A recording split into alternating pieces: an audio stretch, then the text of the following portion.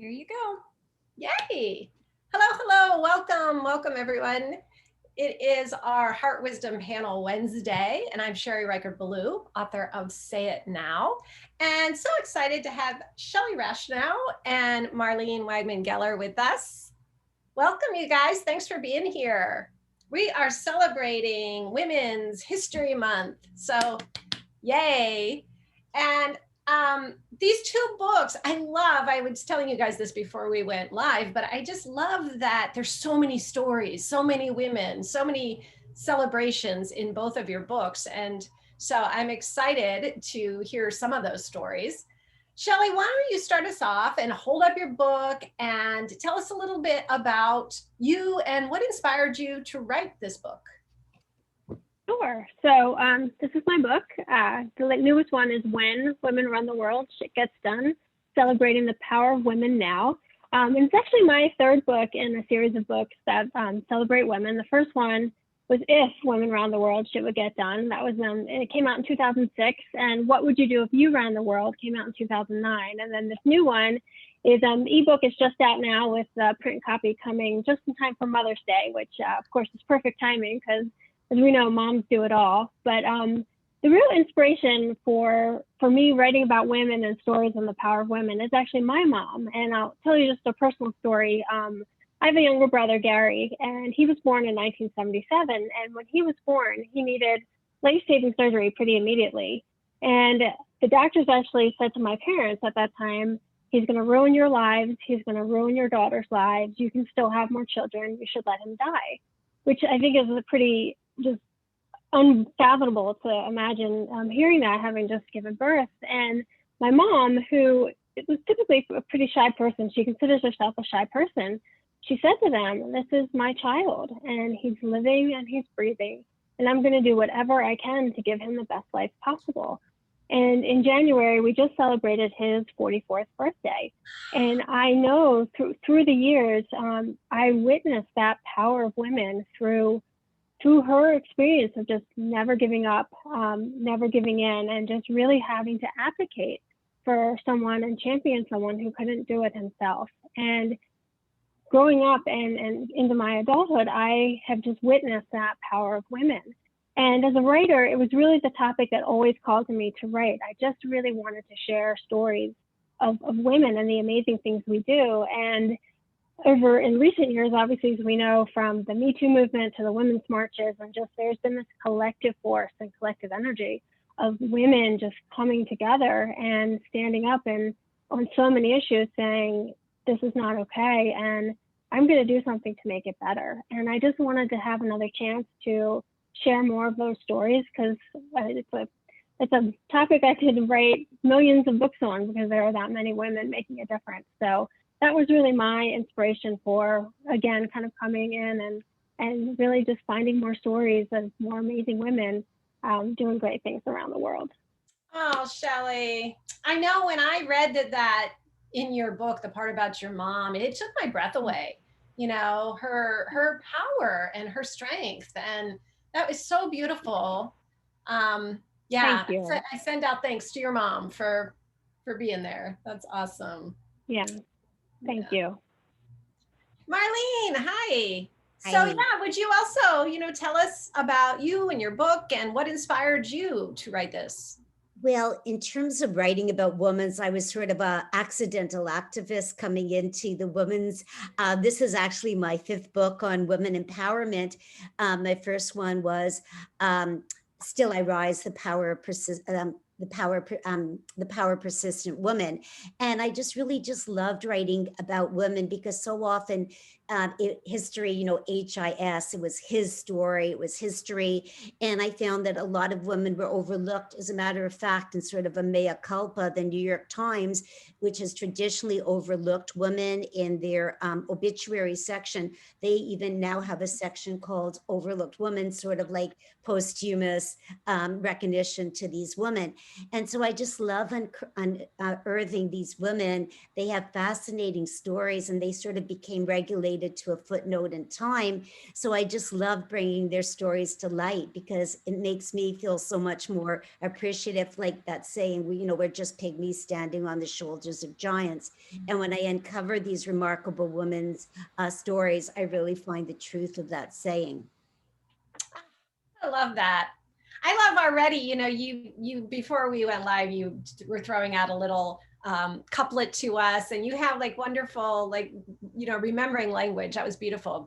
Pygmies, say that again. Pygmies. Oh, there's a saying, we're just pygmies standing on the shoulders of giants.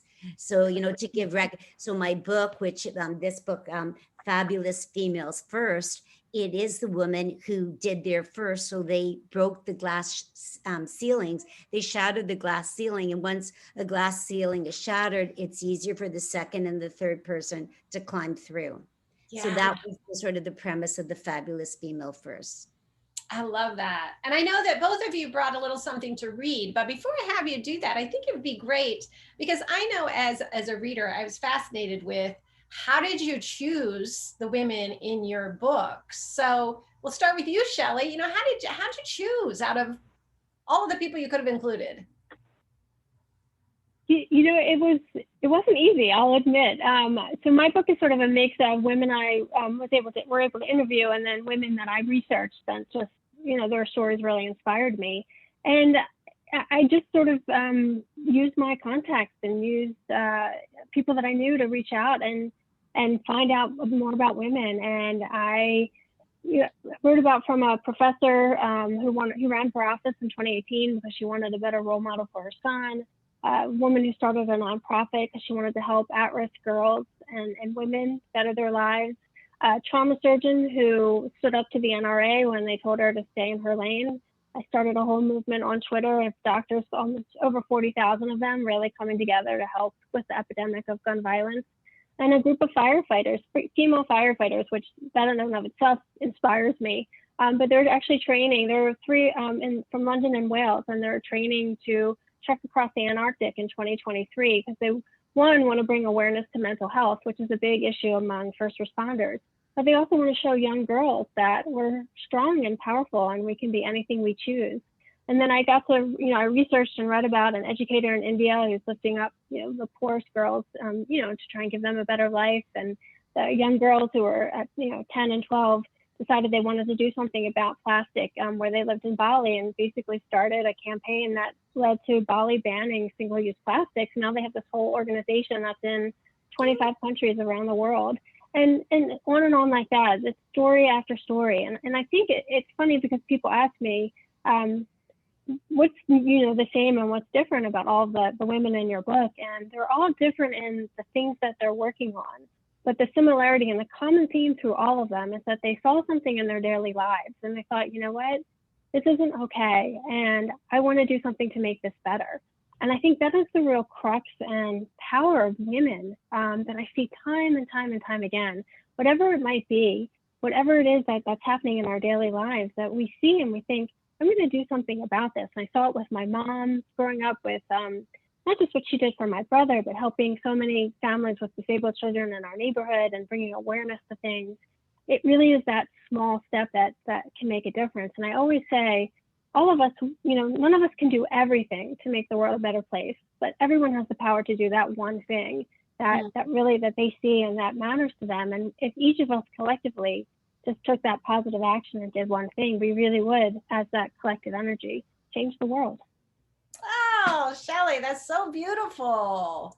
We named this a celebration of women, and I really feel that just in the way that you're, just introducing us a little bit to the people in your book. That's beautiful. Thank you. Marlene, same question to you. How did you choose? Well, common denominator for all the chapters is they had to be somebody who shattered a glass ceiling. Second of all, they had to have interesting lives, because otherwise there'd be no story, no chapter.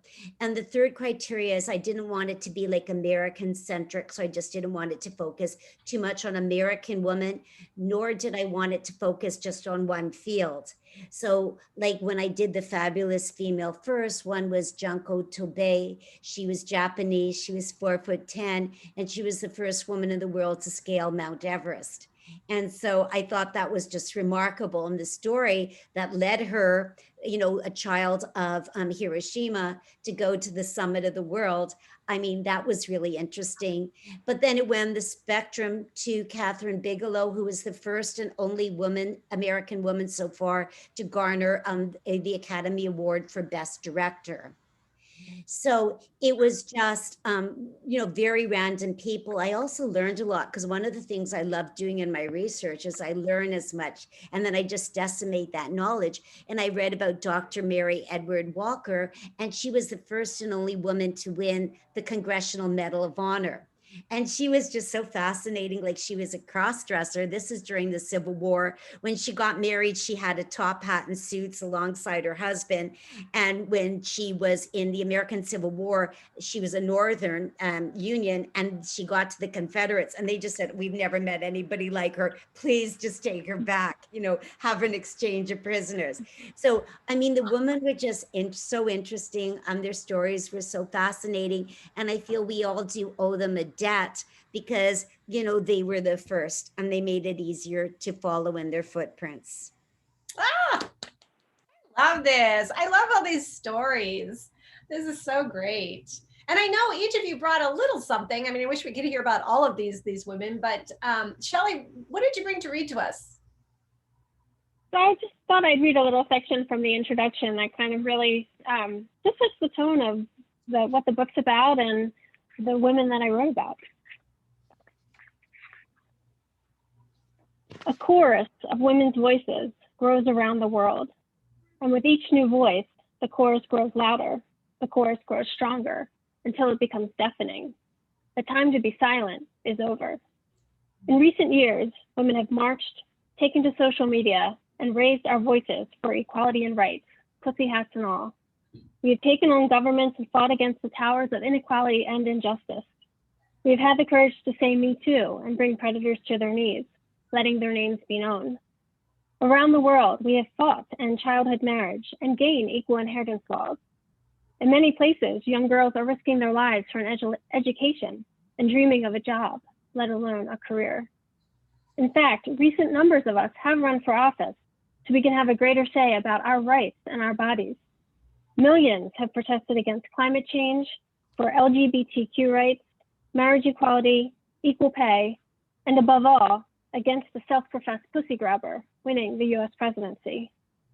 We have done all these deeds in the name of accountability and decency, to honor and protect our rights and the rights of our future generations, to never fail in our commitment to ensure safety and respect for each other, no matter the moment, no matter the time. This is our collective voice. This is our power.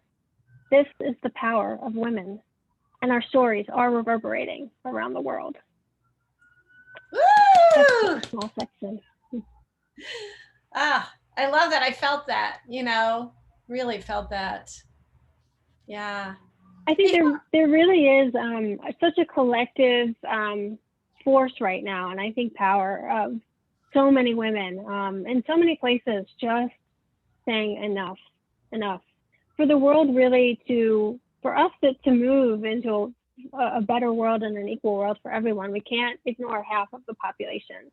We have to make sure, especially in places where it's much tougher for women than here, we have to do everything we can to ensure that everyone has an equal and fair chance to live a life that really matters to them. Yeah. It's really important. I was just going to say, before we have Marlene read, if anybody wanted to say anything about what you just heard, or you had a question for Shelly, we could do that. Yeah, Rachel. I just have to say I love that. I mean, I had tears in my eyes because I could feel the power of that passage. It was beautiful, and it's just so true. Thank you. So yeah, I you. just absolutely loved it. That's all I had to say. Thank you. Thank you very much.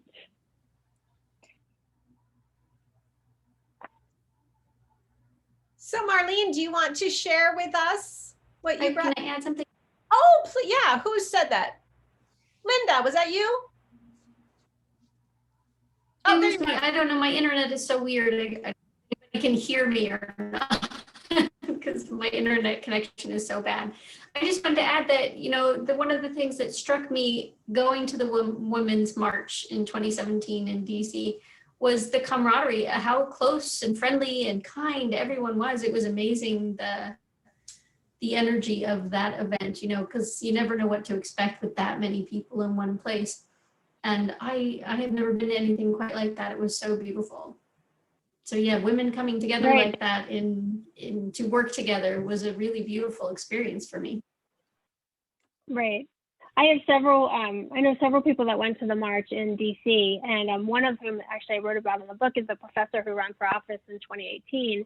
She lives in Minnesota and basically took a 14-hour bus ride with another group of women to go to that march just because she felt that she had to be there. And very much said the same thing, and I talk about it in her chapter, just that spirit of sisterhood and the camaraderie of friends, you know, family holding hands and you know, mothers with their daughters on their shoulders, and just a real sense of the unification of everyone there and the reason why they were there, and the message of just, you know, standing up and saying, we're not going to put up with this unfairness and bad nothing and just horrible treatment and lack of civility and all of those things. And it was a real, the way she spoke about it, just the energy was palpable, she said. And I was able to go to a march on the West Coast, but I had my eye on the news on the East Coast in DC. I actually went to college there, so I'm familiar with the terrain as people were walking, and I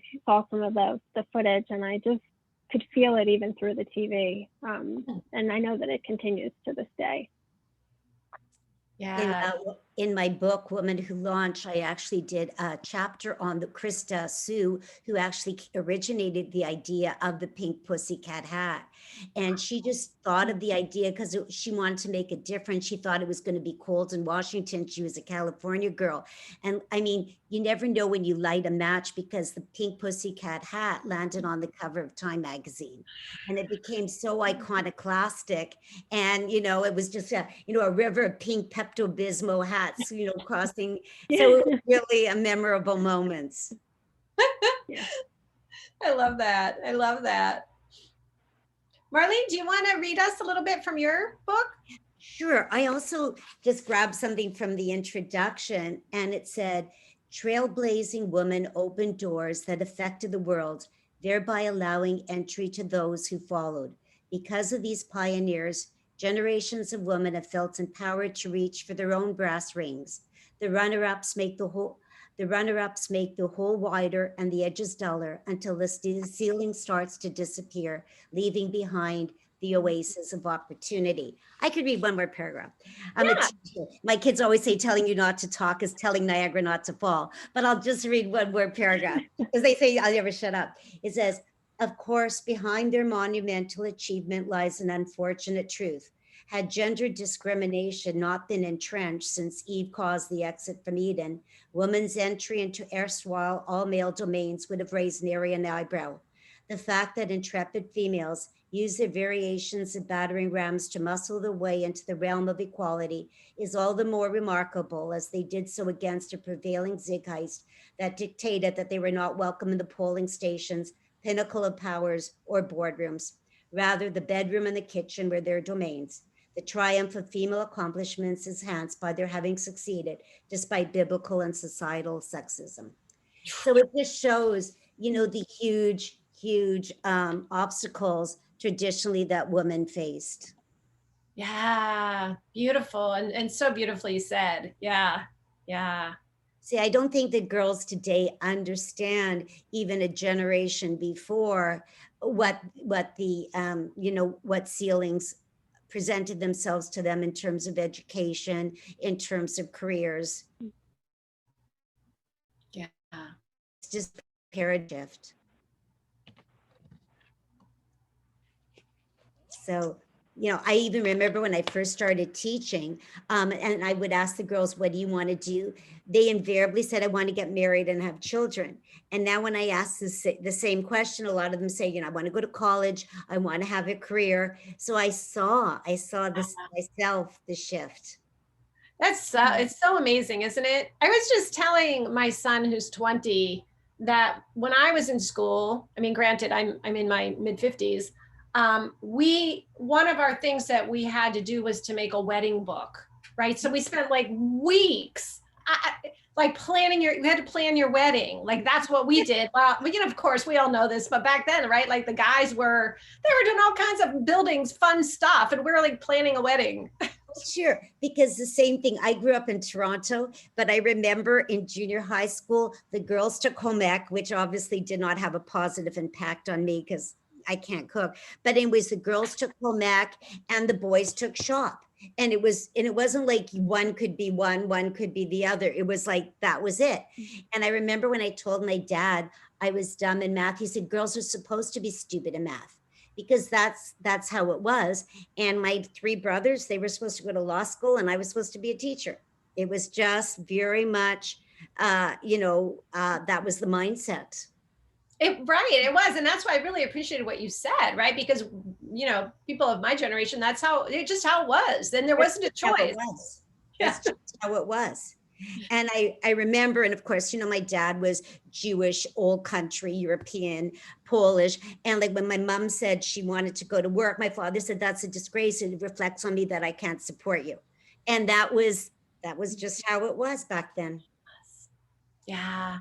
I love that you've repeated that a few times, right? That's just how it was. That's just how it was, because we can see from where we look now, just like you two have told all these stories, so many in your books, that so many women like just somehow pushed past that, But, as Bob Dylan said, the times they are changing, and positively so. Finally.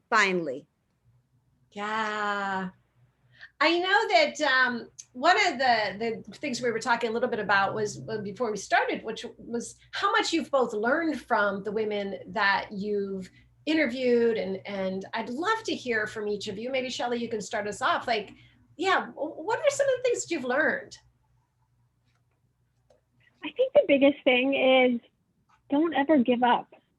Just keep going. Because I think so often, things that happen in lives, and these women have shown, like, there are challenges. And I think it's that tenacious spirit that has sort of been the common theme through all of them. And I think about, for instance, the group of firefighters who are based in London and Wales. They're called the Antarctic Fire Angels. And I think, they made the decision to do this trip in 2023 at the end of 2019. And, some of their training was going to involve travel into Canada and throughout Europe to do some of the training in the more inclement weather.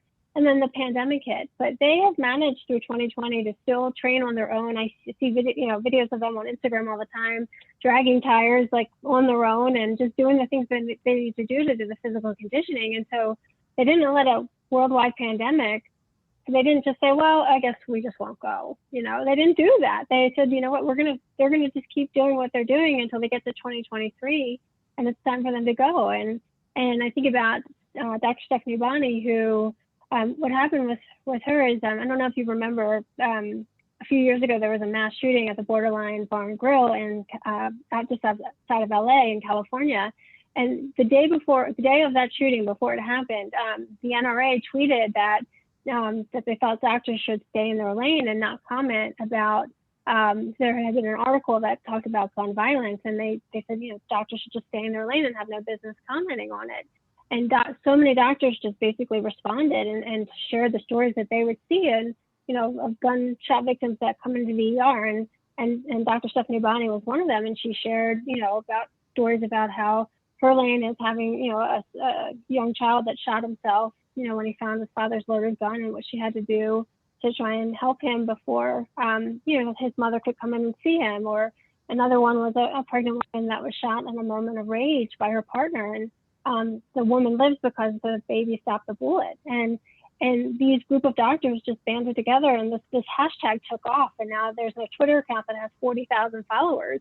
And they created a letter that they sent to the NRA and asked them to join together to help find, solutions, common sense solutions to gun violence. They haven't heard anything back, but they haven't given up either. And they just continue that work to end the epidemic of gun violence. And same with the professor that ran for office. She lived in a very conservative county in Minnesota and, ran as a Democrat, very much with policies for women and women's rights. And she spoke about how she at one point was the only woman on a panel of much older men and the only one advocating for women's reproductive rights and for common sense gun legislation to help victims of domestic violence. But she didn't win her election, but she hasn't given up. She's still working for those policies in her community. And that's what I really learned in interviewing them. And then the stories that I researched, the girls that I spoke about from Bali, they started with just doing beach campaigns and to raise money. They decided to think outside the box. They went to the airport in Bali to kind of, gather signatures because they knew there were a lot of people that, went through it. And then they wanted to do, because they had studied Gandhi and Nelson Mandela and Lady Diana, they thought, well, what if we did a hunger strike? And their parents said, well, okay, hold on. And they said they compromised to just a period of fasting. But it was that decision and that social media campaign that got the attention of the governor and got them a meeting with the governor and eventually led to, not that governor, but the next one, banning single-use bags on Bali. And I think that's the thing that I learned the most is, when people just make a decision to pursue something, the thing that's important to them, because I don't think people are born activists. I think we see something in our daily lives and that's sort of what makes, brings that call to action out to us and makes us decide to act.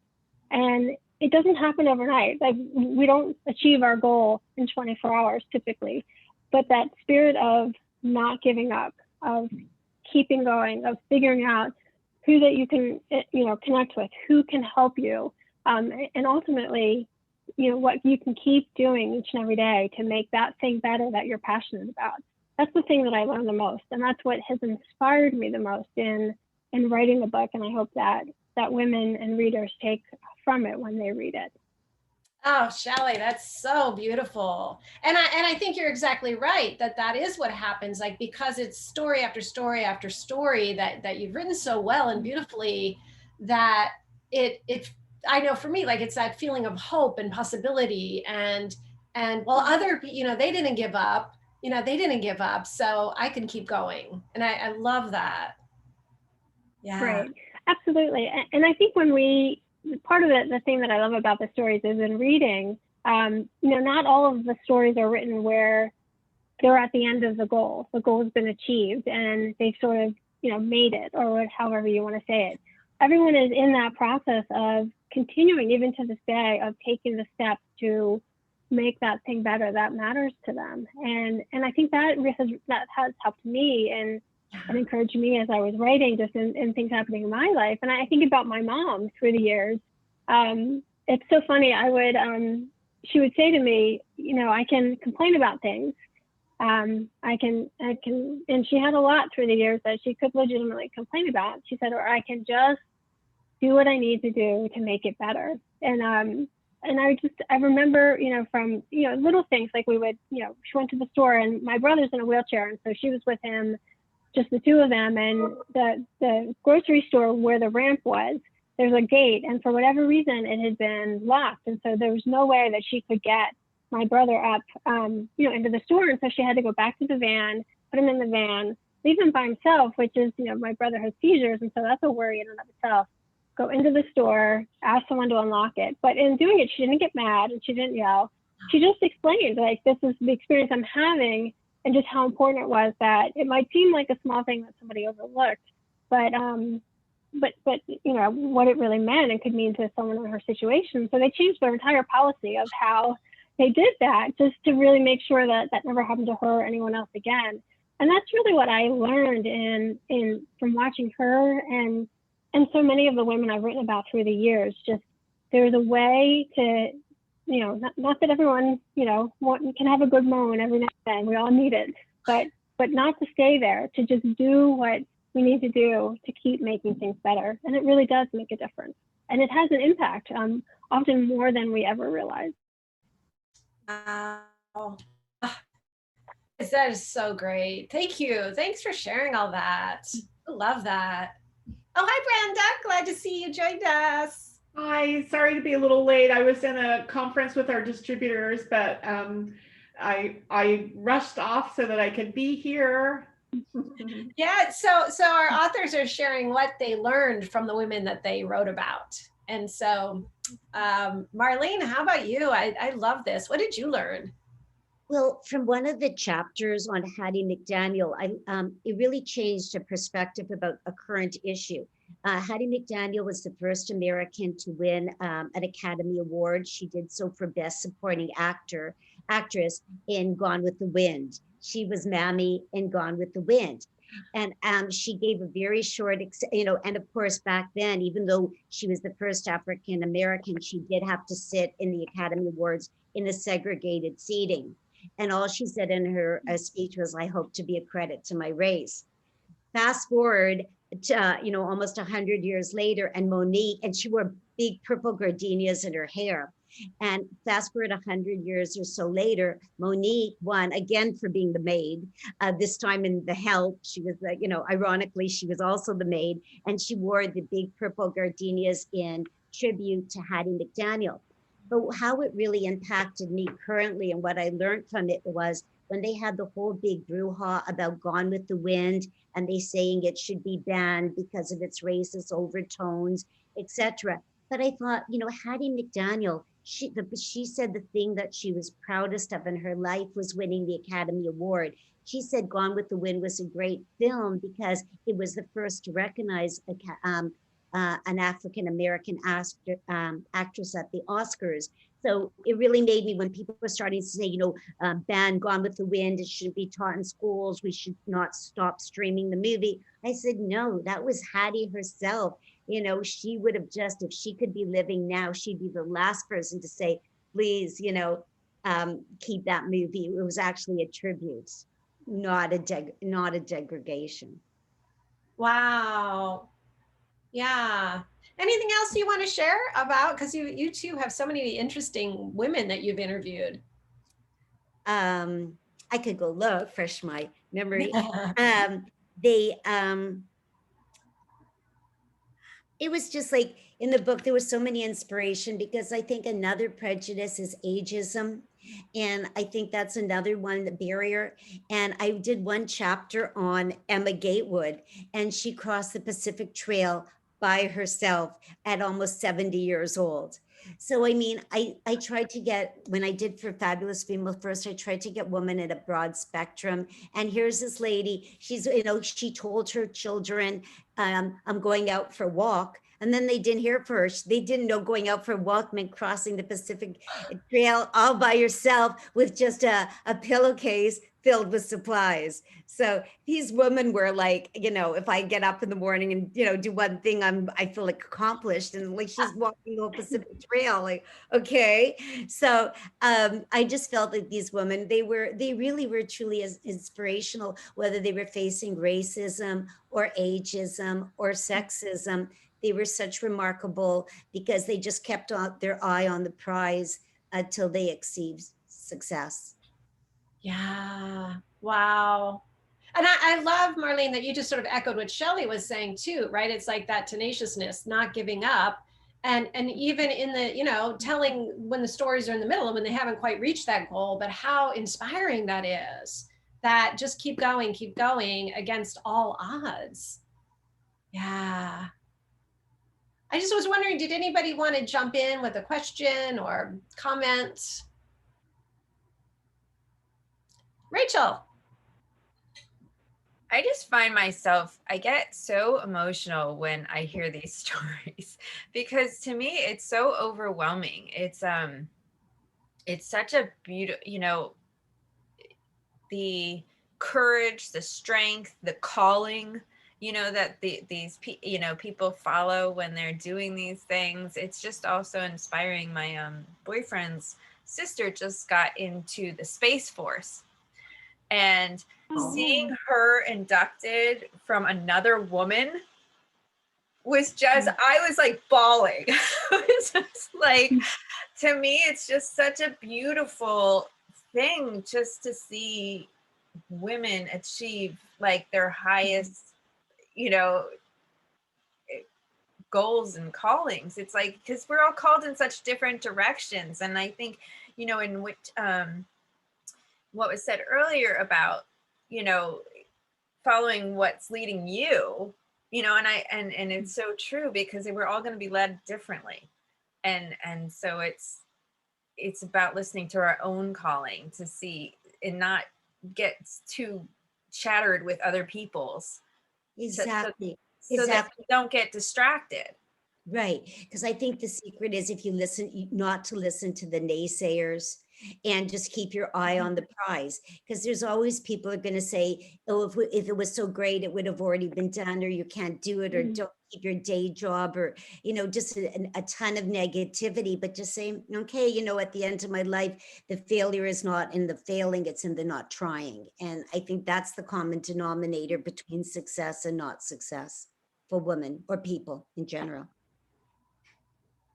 Love that. I absolutely agree. And I think we always have two choices. We can focus on what we don't want to happen, or we can focus on what we do want to happen and what we hope to achieve. And I always think of a very wise woman in my life who says that, you know, I don't want to hear what you don't want. Don't tell me about your fear. Like, tell me what you want. Give me your vision. Share it with me. Let me see it, and you see it. And, you know, think of yourself, you know, a month from now, 3 months from now, a year from now. Like, what do you see your life experience as if you've achieved what you want? And keep focusing on that. Because there will be plenty of people, as you said, Marlene, like, who will tell you, you shouldn't do that. What are you, crazy? Don't, you know, listen to them. What do they know? You know, you focus on you and what you want and your vision, which is your vision, and it's nobody else's. And share it only with the people that believe in it as much as you do. And keep moving forward to that. Right. Even when I started writing, because was in, I think, 2008, I had an idea for a book. It was called Once Again to Zelda. And I told my husband about it. And he was the one who said, don't keep your day job. Like, well, I'm not giving up my day job. And he said, oh, and it was a book of dedications, the story behind literary dedications.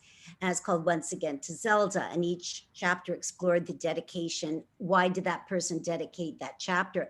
And my husband, he said, oh, it was such a great idea, would have been done. I said, well, you know, it's my time to waste. And ergo, you know,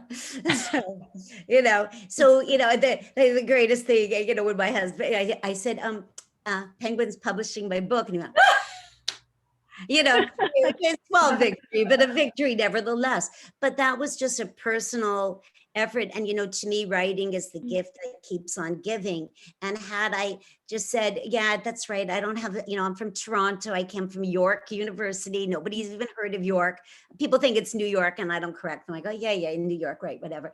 And, you know, I don't have a string of degrees, I'm from a no-name Canadian university, but you can't let that stop you. You just have to say, well, you know, if I don't do it, at least I tried.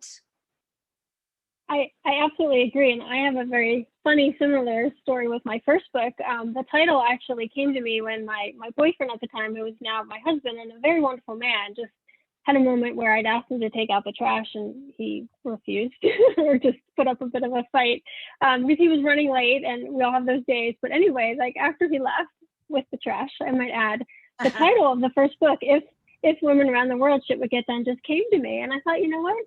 I think I'm going to write that book. And I thought of my mom and just all the women I know, and it just sort of morphed into that book. And I had a very similar experience where I told people that I wanted to write that book. And while everyone loved the title, I got everything from, you know, how are you going to do that? You don't have an agent, and so on down the road. And I just thought, I can listen to all of them and not try, or I can just know that if this is what I really want to do, I can write a good book and trust that it's going to happen. And I found Brenda actually not through an agent, actually just through a rep at a store in the LA Mart. And so it does happen. And I saw it and I envisioned it and I believed in it and I did it. And I had a very similar thing when I got the contract from Canary, back in 2005. And I told my boyfriend, now husband at the time, and it was the very same reaction. I'm actually thrilled for me, but just, you know, people at the time were just they saw it happen from that very seedling of idea to from her head right here. And I just, it was, the first one led to the second one, to the new one that's coming I out love now. the pictures And of I'm, books. Beautiful. yeah, I mean, the colors are great. Like I'm so lucky. And I just think, it really goes back to everything I watched my mom do. And I thought, my mom can go through everything that she went through with my brother, from, story after story and setback after setback and a lot of surgeries. And I thought, if she didn't give up, I'm certainly not going to give up. I'm just trying to write a book. I mean, I'm not going to give up if she didn't give up for all of those things. In her honor and in honor of all the women in my life that have just been those remarkable examples, I thought, I'm not going to give up, and I'm going to tell their stories. And I feel so incredibly honored and just blessed to have been able to do it now in 3 books and hopefully more down the road. Did you dedicate your books to your mom? Yeah, so the first one, yes, for sure. And the new one is really to all women and just women everywhere. And I talk a lot about my mom in all of the books, as Sherry, as you saw in this new one, but she's in all of them throughout. And everything I do, she really is that source of inspiration for me.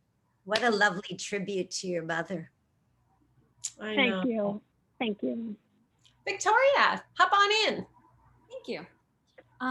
It's funny, we were actually, a teacher and I were having a conversation about how kind of like we were talking about politics, first of all. So that's like the context of the conversation. But it's funny because I said the same exact thing, similar to what you said, Shelly, which is basically, can you imagine a world if history was kind of written by women instead of men, like back then, like would we be more advanced in like society? Or because it's funny, a lot of people, I always say, like, women are so sensitive, they can't do this, they can't do that. And it's funny because I'm like, when women like really need to get things done, they get things done, and they put things to the side, as much as we can be very passionate, because I don't want to say sensitive, I like saying passionate about things, we can also just like band together or even put our differences aside and kind of,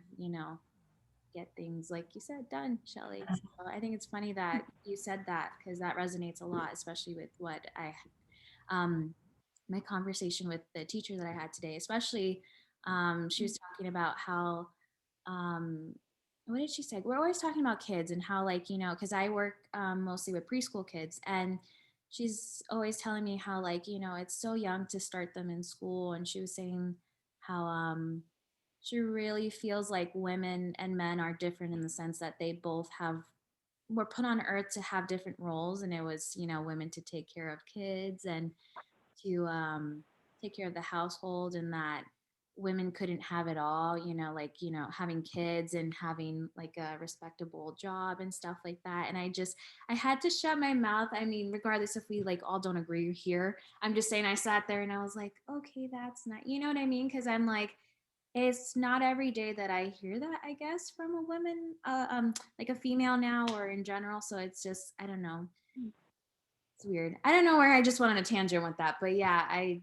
really do think that That mindset still does exist. That mindset very much still exists. And, it's unfortunate, and we don't want to impart that to our kids, that, first it is like a gender stereotype, which is harmful, and that, you have to be just a mother and stay home. I mean, all of us are probably attribute to not having that happen. I mean, I've worked always as a teacher, even when I had my child.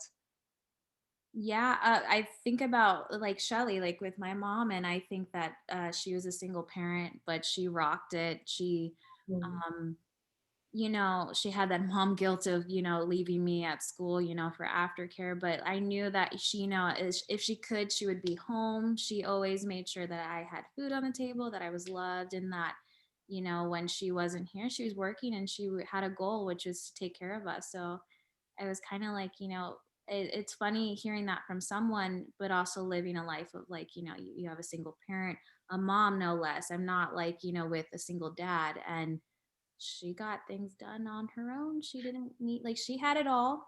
I would say she Huh. did. So, I mean, that's just a little bit of what I had, you know, it all goes back in a way, I guess, the circle of, these issues, and this subject is very relevant today. So, Yeah. Gloria, maybe you need like to have a little book bag with you at all times that has Mango and Canary books like Shelly and Marlena's and also Rachel's and Sherry's too. And like depending on what you hear, like you can just wait and then suddenly just leave a book behind.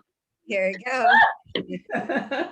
well, maybe I could do that for birthday, since we really celebrate birthdays. I didn't know until I became a teacher's assistant that birthdays and celebrations and anything to celebrate, you do anything. So I'm going to start, like you said, bringing books. And whenever we have an occasion, I'm just going to slip it to someone and be like, yeah, I'm okay, great. So. Love that. Well, here's a book that says you can. Brenda, I love what you wrote in the comments. Do you want to just say it out loud? Because I thought that was awesome. Yeah. Well, I know that Marlene wrote Behind Every Great Man. Like, I think that was a Source Books book, like from maybe 10 years ago or something. And it did quite well. And it was like about, the women behind many of the great men. Like, they didn't do it on their own. In many cases, like the wife or whomever it was like, kind of made it happen for them. And so I was listening to her story of her doubting Thomas husband, who I'm sure believed, but he was sort of doubting. And I just thought, oh, maybe she could write Behind Every Great Woman. Oh, do you mean the counterpart? Yeah. Oh, like every great one, the man like Mr. Margaret Thatcher. Well, whomever doubted them, you know what I mean? Because like in some cases, like it could be your own mother that doubts you, you know what I mean? Like you never know who, so I don't know, but that immediately came into my mind because I know that Behind Every Great Man was a great book. Thank you. Thank you. Yeah, it just put a completely different spin on the great man. Like one I did was Mrs. Albert Einstein. And, because the premise of the book was the Mrs. behind the great men. And I remember for Mrs. Albert Einstein, it completely shattered my view because I always thought of, Einstein as the absent-minded, beloved Princeton professor. But when you read about what he did to his wife and children, that cherished ideal was gone. It was really fun. Brenda, that was a really fun book to write. I love that book.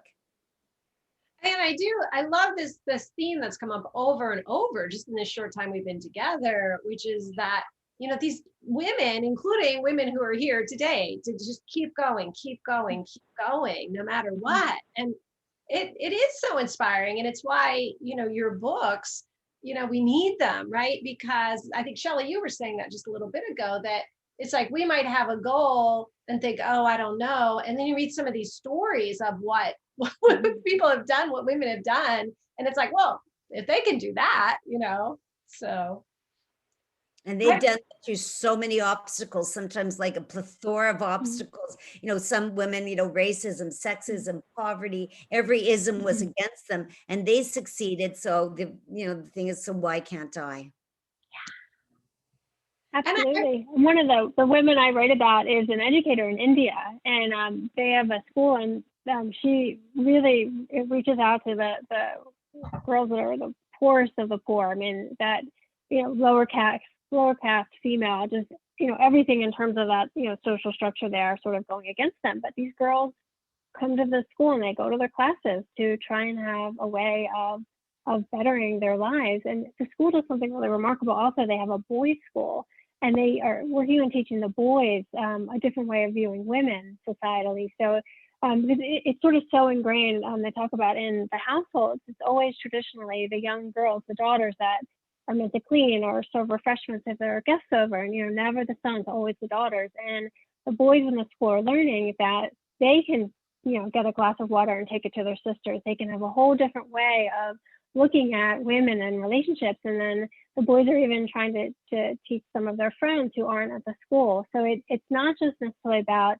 educating girls, but societally changing the view of women among younger men and boys. So it can change from a societal standpoint, because that's so important as well. And so I think about the challenges that those girls face, and not giving up and still going to school no matter what. And I wrote a little bit also about Greta Thunberg in my book, and I think about her a lot. And she did a school strike, her first one. It was just her, and she just really wanted to do something about climate. And in 13 months, that singular day where she went, and then she just kept going week after week after week, and it built. In 13 months, in September of 2019, it led to a global climate strike of 4 million people, from one person to 4 million in 13 months.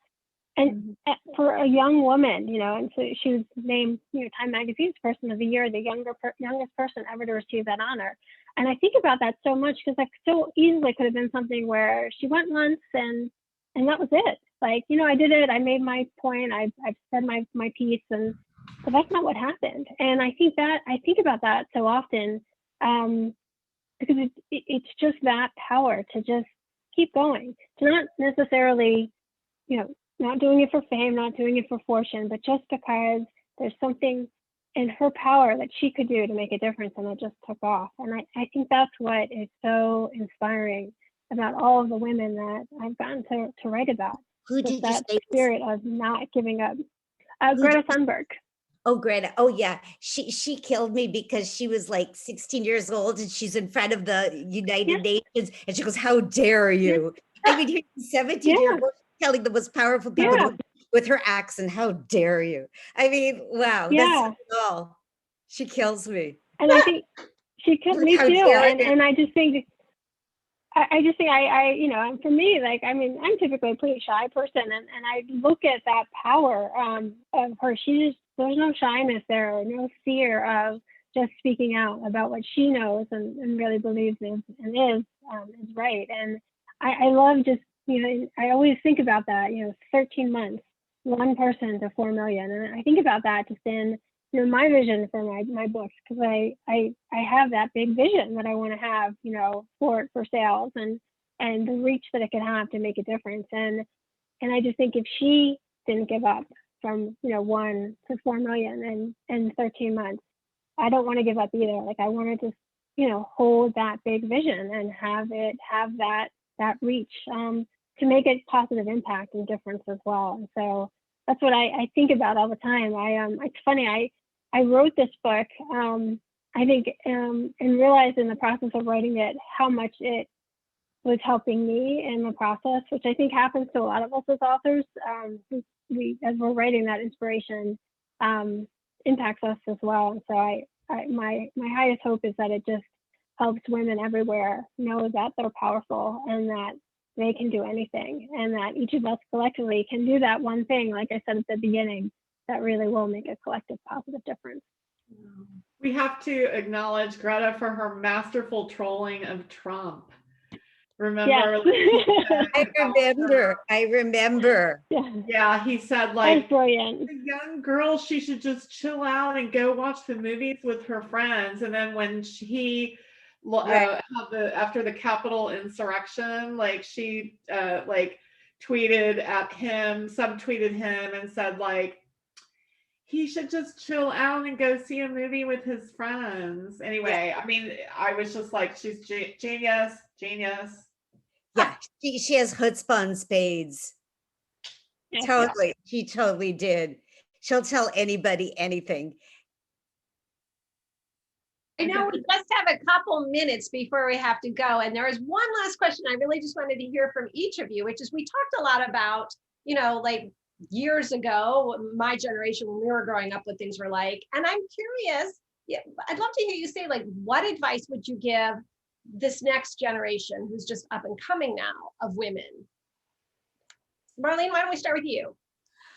Well, sort of a rehash of what I said before. If I had to give some advice for my students or other young women growing up, I'd say, keep your eye on the prize.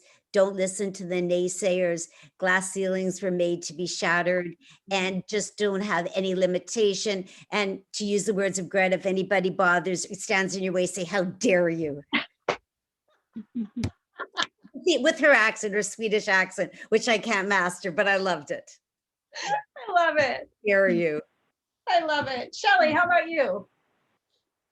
I echo that, of course. And I just also say, know that you can do anything, and no matter what, just don't ever give up. Don't ever give up on your dreams. Don't ever give up. And don't let anyone tell you that you can't do something, because you can do anything. You're powerful, you're strong, and you can do anything. Right. Dreams don't have to just be for sleeping. Tell them that too. Exactly. Oh, I love so much that, we promise people that when they come to the heart panel that they'll feel uplifted and positive. And man, I don't know about all you guys, but I just feel so happy after just listening to you too and hearing all your stories and what other people have shared.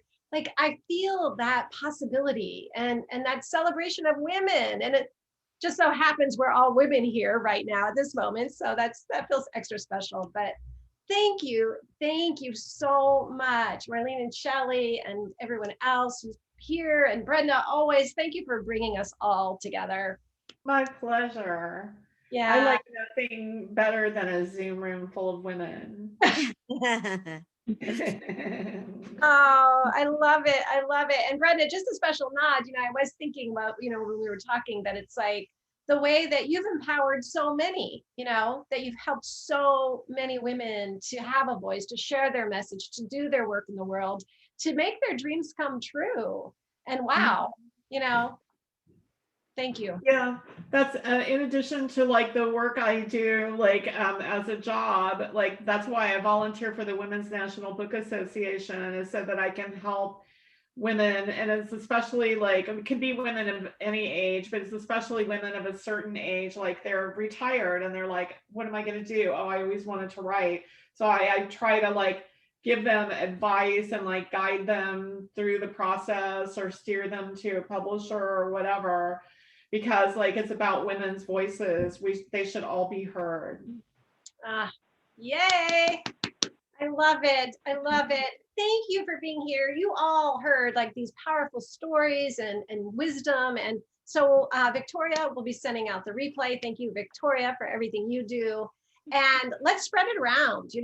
Let's get people listening to these stories and celebrating women.